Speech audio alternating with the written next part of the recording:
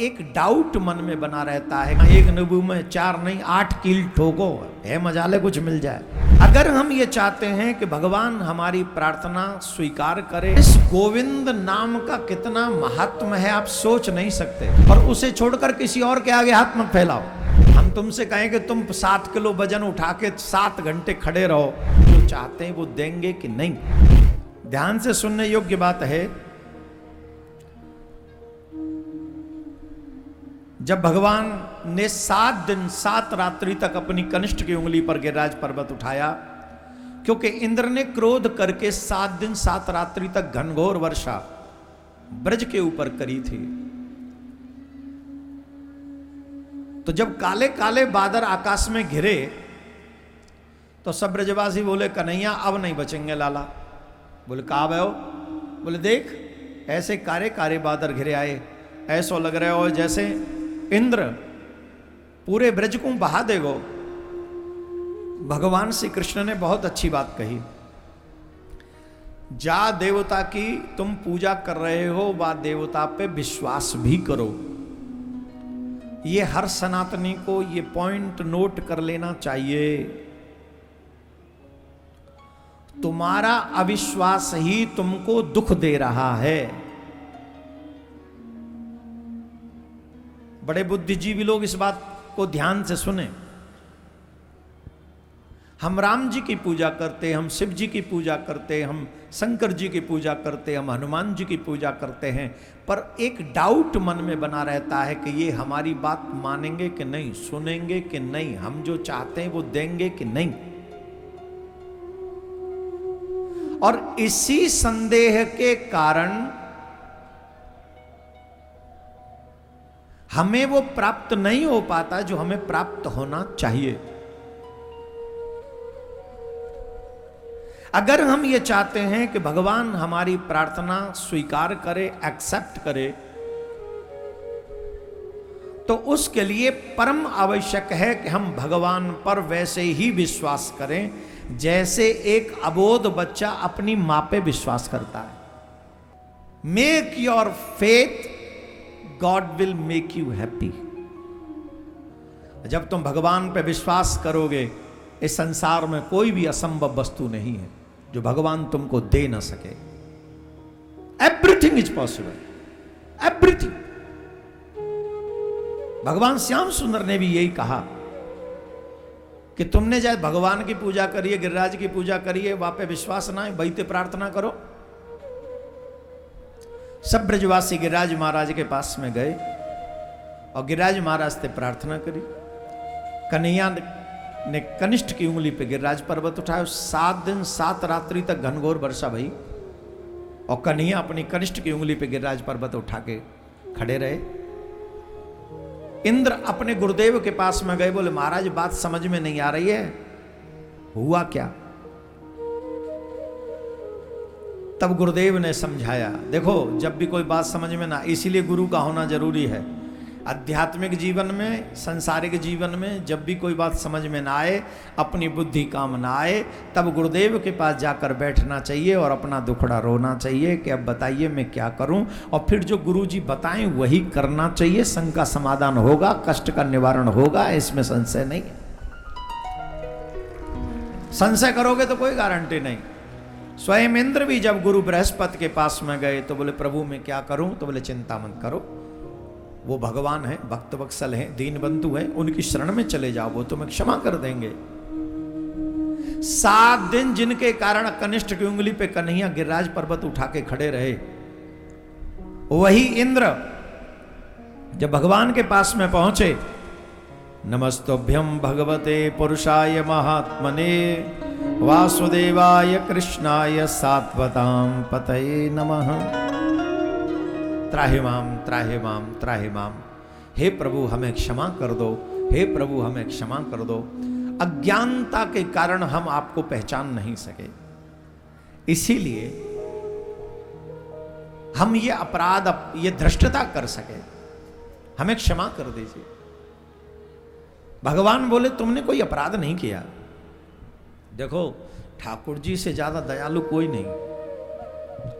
हम तुमसे कहें कि तुम 7 किलो वजन उठा के 7 घंटे खड़े रहो, और जिसके कारण खड़े रहोगे उसे फिर आशीर्वाद दोगे? उससे हंस के बात कर पाओगे? बोलो, नहीं कर पाओगे ना।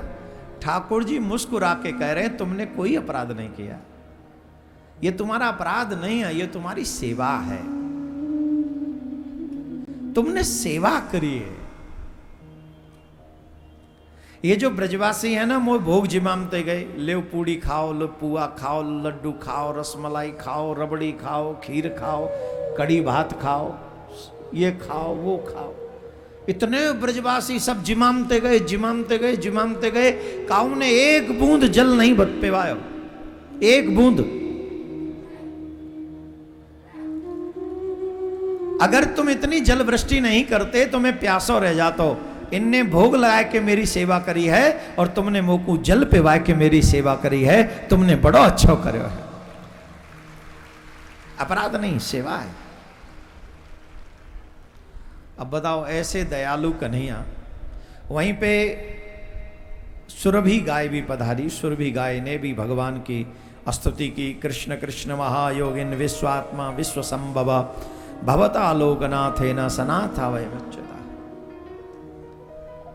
हे नाथ, हम आपको बार बार नमन करते हैं। पूरे विश्व के रचयिता एकमात्र आप ही हैं। पूरे विश्व के इंद्र तो चाहे इंद्र बने रहें, हमारे इंद्र तो आप ही हैं। सुरभि माता ने, गौ माता ने, कामधेनु मां ने एक नाम दिया भगवान श्री कृष्ण को इस समय, और वो नाम है गोविंद। क्या नाम दिया? जोर से बोलो। और इस गोविंद नाम का कितना महात्म है आप सोच नहीं सकते।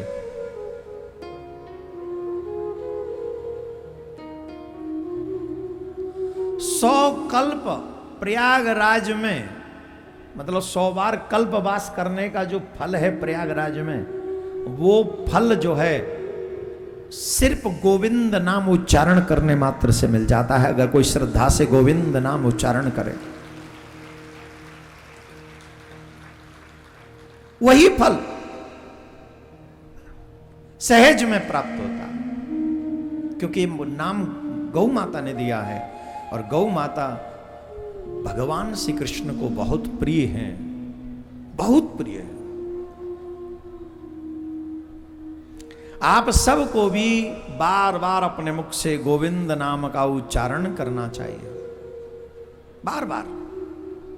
श्री कृष्ण गोविंद हरे मुरारी, हे नाथ नारायण वासुदेव, हरे मुरारी, हे नाथ नारायण वासुदेवा। बार बार गोविंद नाम का उच्चारण। इसीलिए हम लोग कहते हैं बार बार गौ की सेवा करो। हम सबके आराध्य श्री कृष्ण और कृष्ण की आराध्या गौ माता। और सनातनी परंपरा बड़ी सुंदर है। पहली रोटी गाय को और आखिरी रोटी श्वान को। तो भगवान ने इंद्रदेव के अभिमान को नष्ट किया गिरिराज पर्वत उठाकर। तो यहां 2 चीजें हमें सीखने को मिलती हैं। पहला, कोई भी सत्कर्म करो उसे भूल जाओ। दूसरा, जिस देवता पर आप विश्वास करते हो, जिसकी पूजा करते हो, जिसे मानते हो, जिनका मंत्र जाप करते हो, उस देवता पर ब्लाइंडली फेथ करो, विश्वास करो 100%, और उसे छोड़कर किसी और के आगे हाथ मत फैलाओ। जो भी कुछ मांगना उसी से मांगो, और सच मानिए देना होगा तो वही दे देंगे। और तुम्हारे भाग्य में नहीं तो कहीं भी भटकते रहो, भूत प्रेत पिशाच की पूजा करो, जादू टोना, एक नींबू में 4 नहीं 8 कील ठोको, है मजाले कुछ मिल जाए।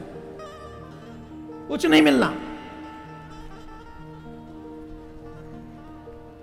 आग्रह बार बार आप सबसे, अपने इष्ट पे सच्चा विश्वास करो। राधे राधे बोलना पड़ेगा, जोर से बोलना पड़ेगा।